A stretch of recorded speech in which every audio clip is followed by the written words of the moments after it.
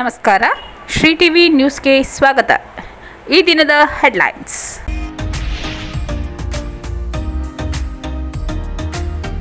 Karnataka public ಶಾಲೆಗೆ ಕರ್ನಾಟಕ ರಾಜ್ಯ ಮಕ್ಕಳ ಹಕ್ಕುಗಳ ರಕ್ಷಣಾ ಆಯೋಗದ ಸದಸ್ಯ ವೆಂಕಟೇಶ್ ಭೇಟಿ. ಗಣಿತ ಕಲಿಕಾ ಆಂದೋಲನ ತರಬೇತಿ ಕಾರ್ಯಾಗಾರ.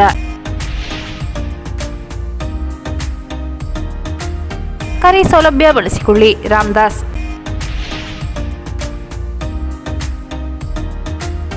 ಎಸ್ವಿವೈಎಂ ಸಂಸ್ಥೆ ವತಿಯಿಂದ ಉದ್ಯೋಗ ಮಾರ್ಗದರ್ಶನ ಶಿಬಿರ.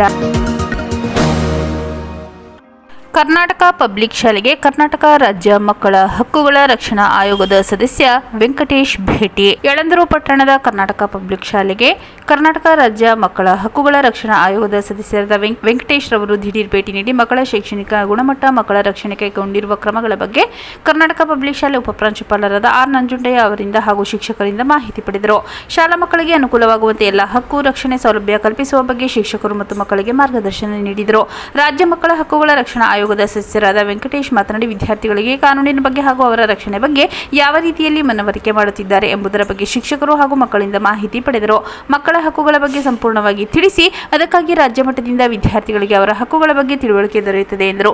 ಈ ಸಂದರ್ಭದಲ್ಲಿ ಕರ್ನಾಟಕ ಪಬ್ಲಿಕ್ ಶಾಲೆಯ ಎಲ್ಲ ಶಿಕ್ಷಕರು, ಶಿಕ್ಷಕಿಯರು, ವಿದ್ಯಾರ್ಥಿಗಳು ಹಾಜರಿದ್ದರು.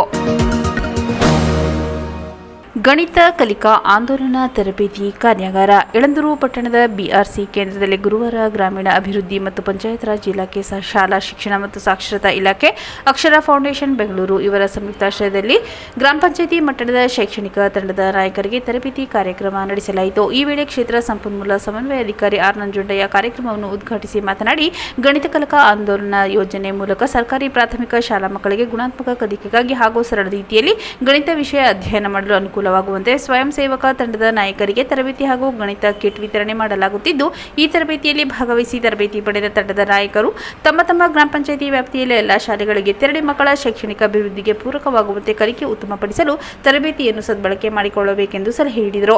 ಈ ತರಬೇತಿ ಕಾರ್ಯಾಗಾರದಲ್ಲಿ ಕ್ಷೇತ್ರ ಸಂಪನ್ಮೂಲ ಸಮನ್ವಯ ಅಧಿಕಾರಿ ನಂಜುಂಡಯ್ಯ, ಅಕ್ಷರ ಫೌಂಡೇಶನ್ ಹಿರಿಯ ವಿಭಾಗೀಯ ಕ್ಷೇತ್ರ ವ್ಯವಸ್ಥಾಪಕ ರಂಗನಾಥ್, ಶಿಕ್ಷಣ ಇಲಾಖೆ ಬಿಆರ್ಪಿಗಳಾದ ಸತೀಶ್, ಭಾಗ್ಯ, ಪುಷ್ಪಲತಾ, ಸಿಆರ್ಪಿ ದೊರೆಸ್ವಾಮಿ, ಬಿಆರ್ಟಿ ಮಧು ಕುಮಾರ್, ತಾಲೂಕಿನ ಎಲ್ಲ ಗ್ರಾಮ ಪಂಚಾಯಿತಿಗಳ ತರಬೇತಿ ತಂಡದ ಸ್ವಯಂ ಸೇವಕ ನಾಯಕರು ಹಾಗೂ ಅಕ್ಷರ ಫೌಂಡೇಶನ್ ಸಿಬ್ಬಂದಿಗಳು ಭಾಗವಹಿಸಿದ್ದರು. ಸರ್ಕಾರಿ ಸೌಲಭ್ಯ ಬಳಸಿಕೊಳ್ಳಿ, ರಾಮದಾಸ್. ವಿದ್ಯಾರ್ಥಿಗಳು ಕೇಂದ್ರ ಸರ್ಕಾರ ಹಾಗೂ ರಾಜ್ಯ ಸರ್ಕಾರಗಳ ಸೌಲಭ್ಯಗಳನ್ನು ಪಡೆದುಕೊಂಡು ಮುಖ್ಯವಾಹಿನಿಗೆ ಬರಬೇಕೆಂದು ನಗರಸಭಾ ಪೌರಾಯುಕ್ತರಾದ ಎಸ್ವಿ ರಾಮದಾಸ್ ತಿಳಿಸಿದರು.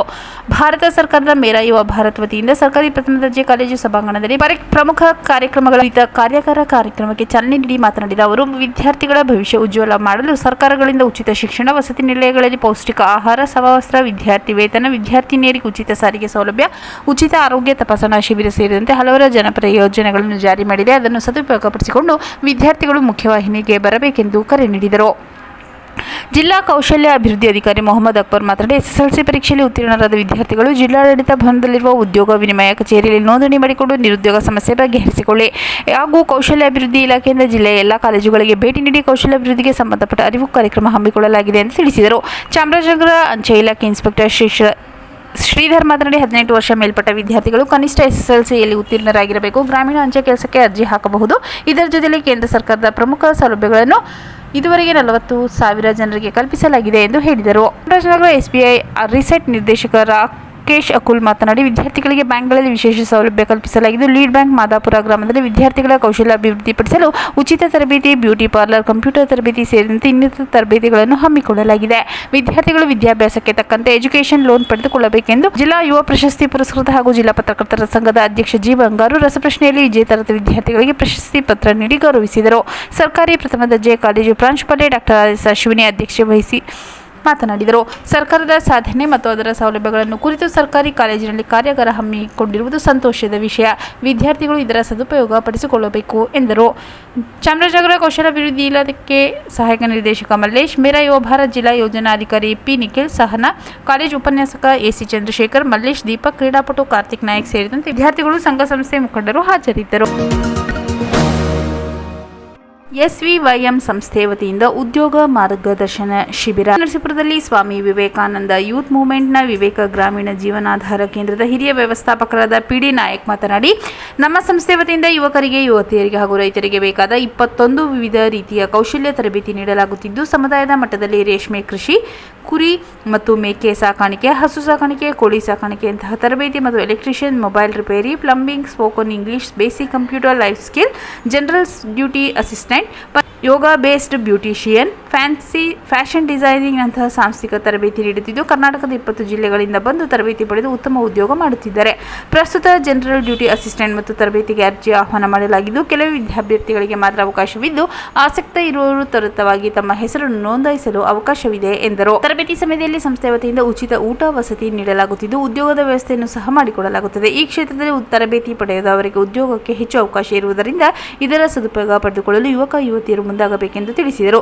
ಶಿಬಿರಕ್ಕೆ ಆಗಮಿಸಿದ ಅಭ್ಯರ್ಥಿಗಳಿಗೆ ಸಂಸ್ಥೆಯಿಂದ ನೀಡಲಾಗುತ್ತಿರುವ ವಿವಿಧ ಕೌಶಲ್ಯ ತರಬೇತಿಗಳ ಬಗ್ಗೆ ವಿವರವಾಗಿ ಮಾಹಿತಿ ನೀಡಿ, ವಿವಿಧ ತರಬೇತಿಗಳಿಗೆ ಆಸಕ್ತಿ ಇರುವವರನ್ನು ನೋಂದಣಿ ಮಾಡಿಕೊಳ್ಳಲಾಯಿತು. ಮತ್ತೊಮ್ಮೆ ಮುಖ್ಯಾಂಶಗಳು.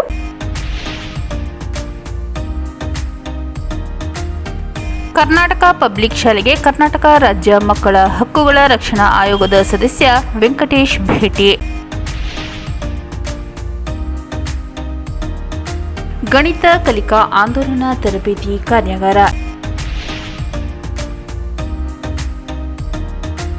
ಸರ್ಕಾರಿ ಸೌಲಭ್ಯ ಬಳಸಿಕೊಳ್ಳಿ, ರಾಮದಾಸ್.